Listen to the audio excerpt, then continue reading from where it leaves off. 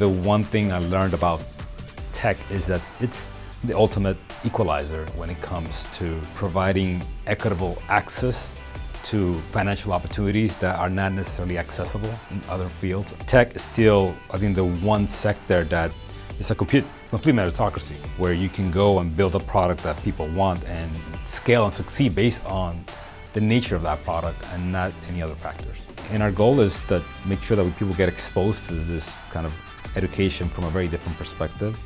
Hi, today we're joined by Edrizio De La Cruz, the founder of the Founder School. We're going to be talking about entrepreneurship in Miami and the great opportunities ahead. Edrizio, we're so glad to have you here on the podcast. I'm looking forward to this conversation. Welcome.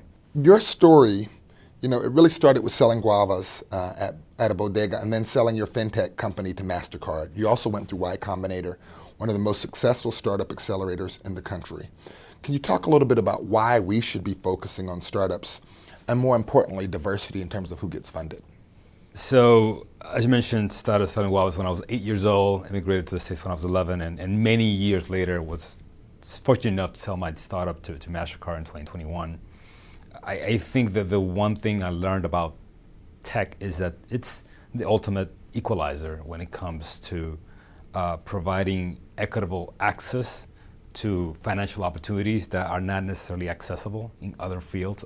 I worked in finance, I worked in corporate America, and there's a lot of internal politics that may inhibit people of color from progressing. Tech is still, I think, the one sector that is a complete meritocracy for the most part, where you can go and build a product that people want and basically scale and succeed based on the nature of that product and not any other factors.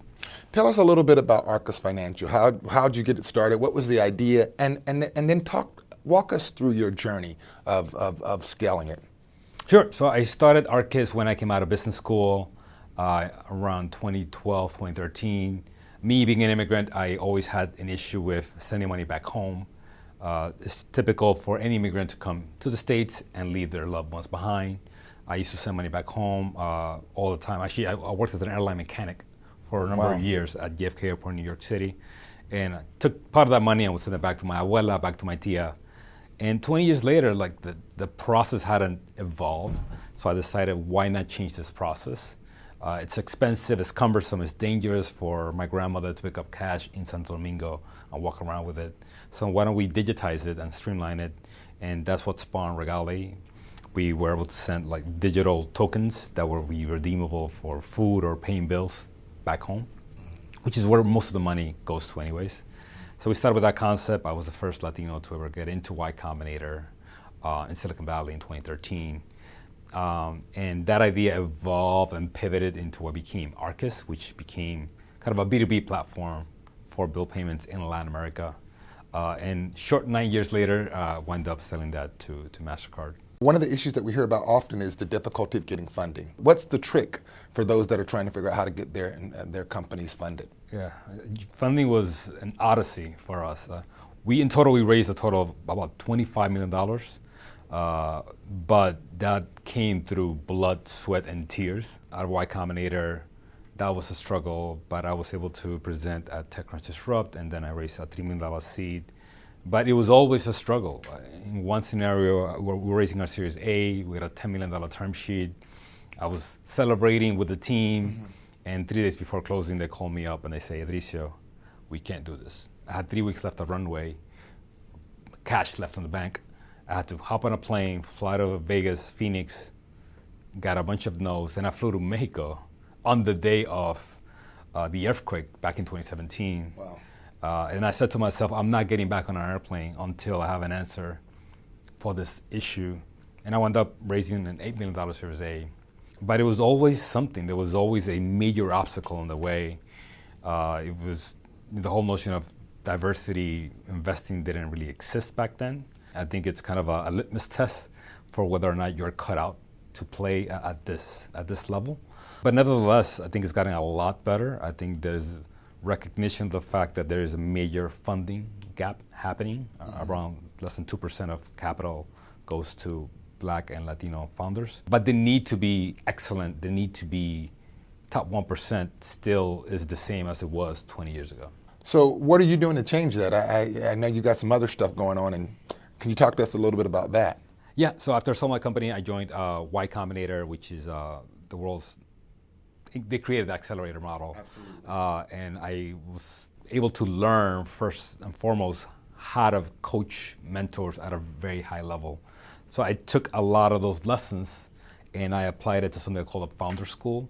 It's a 12-week program that helps young Black and Latino and women founders go from being a tech professional to being a startup entrepreneur in about 12 weeks while they're working, so they don't have to quit their jobs. It's a safe space to come up with ideas, test them, put them to the market, earn revenue, and then quit their jobs.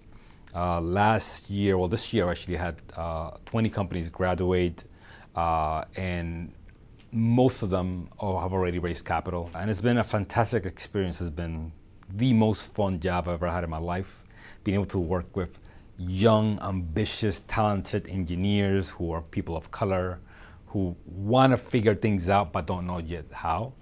And I think we differ in the fact that we don't only cover entrepreneurial topics, business topics, how to launch a product, how to talk to customers, but we also tap into the psyche of the founder. Didn't mention this, but I wrote a book called The Underdog Founder, and in that book I talk about all this nuances and intricacies around why is it that there's more founders of not color than there are. And one of the things that I've discovered is that they have what I call a colonist mindset. Mm-hmm. I came here to conquer. This is mine. Mm-hmm. Manifest destinies. And for a lot of reasons, we don't have that because we were on the opposite end. That's right. For the past 100 or so years. And what I tell founders is, like, you need to figure out what differences you have, what disadvantages you have, and turn that into an advantage for you. Not say, I can't because of X. Say, because of X, I am seeing that as a challenge that I will overcome and rise above this. And it is that mindset that I help founders kind of overcome to shift them from unseen to unstoppable. Oh, I love it, from unseen to unstoppable. I love it. You know, one of the things we talk about here in Miami often is Miami Moxie, which is this energy and this kind of this immigrant mentality that, yes, like, yeah, there's stuff that's unfair, but we're going to tackle it. We're going to grab it. Can you talk a little bit about where you see Miami in terms of a tech ecosystem and the opportunities in this market? It's exciting. It's one of the reasons why I came here after I sold my company. I wanted a place where it was not yet established, but I could be part of ecosystem building. Mm-hmm. And I've seen a lot of my friends who've exited their companies as well come here because of the same reason.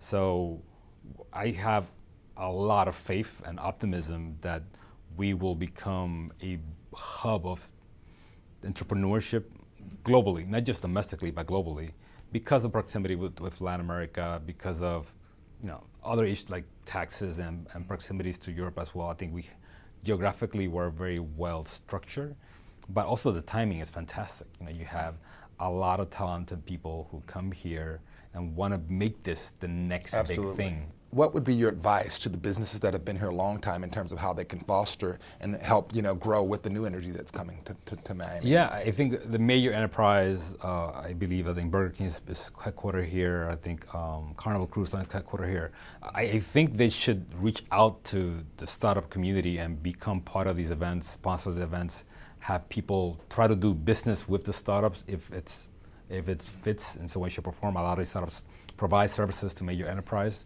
They should start figuring out how to formalize relationships in order to be more in the process of venture building and ecosystem building.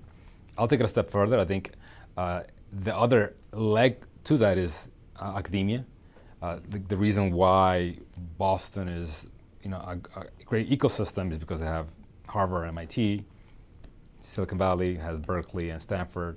We have great schools, we just haven't really focused that education and exposed them to entrepreneurship. One of the things you talk about with the Founder School is that, and I really like this, is that you get tech professionals and you actually help them become entrepreneurs. So maybe this is a loaded question. So are you saying that entrepreneurs can be made? And then I guess the other question is, I really love the fact that you allow for this process while people still have a full-time job. The way I see it is, you don't know what you're capable unless you're exposed to it. If you look at my own background, I grew up in the projects in Harlem, and I had no idea what I could be exposed to. Most of my friends in my ecosystem were more likely to join a gang than to go to college. So that was my reality until I was 16, 17 years old. Luckily, I was able to be exposed to things by reading books. I read a lot, voraciously. And I learned about Wall Street through reading books. Only because I was exposed to that, I was able to make the transition from being an airline mechanic to becoming an investment banker. That's why I tell them, don't quit your job. I'll bring in a bunch of founders that look like you, that sold their company for hundreds of millions of dollars. And what that happens, humans are incredible. It's like humans can't be what they can't see. And I'm a testament to that. That's great. One more question for you. I mean, one of the things, so we're Opportunity Miami. We're an initiative of the Beacon Council. We're focused on the Miami of 2040. Can you talk about the Miami of 2040 that you would envision from an entrepreneurial perspective? What does that Miami of 2040 look like, and how do we get there? Yeah, I envision a Miami 2040 where we have a number of startup unicorns headquartered here. I think that's by and far the single most important metric, and I'll tell you why. When you have a team headquartered here, is that you bring high salary, high paying jobs here, and those folks that work at these companies, they get to be entrepreneurs as well. Mm-hmm. At YC, the number one source of entrepreneurs are people that worked at other startups. They get to, why? Because of what I said before. Exactly. They got to see, they were on the ride. When it was down, they came up, so they got to see everything. They were exposed to it, and now they take those lessons and they apply it on their own, right? So I think if you do that, you have a couple of unicorns here. You not only bring more high-paying jobs to the region, so there's a workforce development aspect to it, but it actually multiplies exponentially because a lot of these folks that are along the ride will become entrepreneurs themselves, and they will create more jobs locally, and those jobs will turn into more entrepreneurs, and it's just kind of the self-fulfilling cycle. And that's what we're trying to do from a broader aspect at the Founder School is, what if we have more people that look like you and I, be successful entrepreneurs, come back to the community, give back, and this whole notion of we're underserved goes away completely. That's absolutely right. I said it was the last question, but I lied. One last question. So, the Founder School. Walk us through the highlights. What's the Founder School been able to do since you've been started, and kind of what does the future look like for the Founder School? Sure. We started last year, 2023. This year was our first formal program. Typically, we have between 30 and 40 companies. About half of them graduate at a demo day after 12 weeks. We go through a process of 12-week program. It is very much a school, so you do get homework and you get assignments. Everything from ideation to how to talk to customers, how to build an MVP with no code, how to charge customers, and how to pivot away from bad ideas. So far, we graduated 6 companies last year. On average, those companies have raised about $1 million each. We graduated 6 more companies this year. It's only been about 2 months since June 20th. About half of them already raised capital. So about 75% of the companies that come out to the Founder School have already raised capital. And our goal is it's very close to 100% that you come out, you raise capital, and that capital gives you a runway for you to quit your job. Right, so that's how it's been working so far. We've had about 80 companies come through the program, 90% people of color or women. And our goal is to make sure that people get exposed to this kind of education from a very different perspective. We want to make sure that you're the best version of yourself when you come out of the school, so you are as prepared as possible to take on that odyssey that I just went through for the past 10 years. That's great. Edrizio De La Cruz, thank you so much. Thank you, brother. Igual, hablamos. Thank you. Thank you.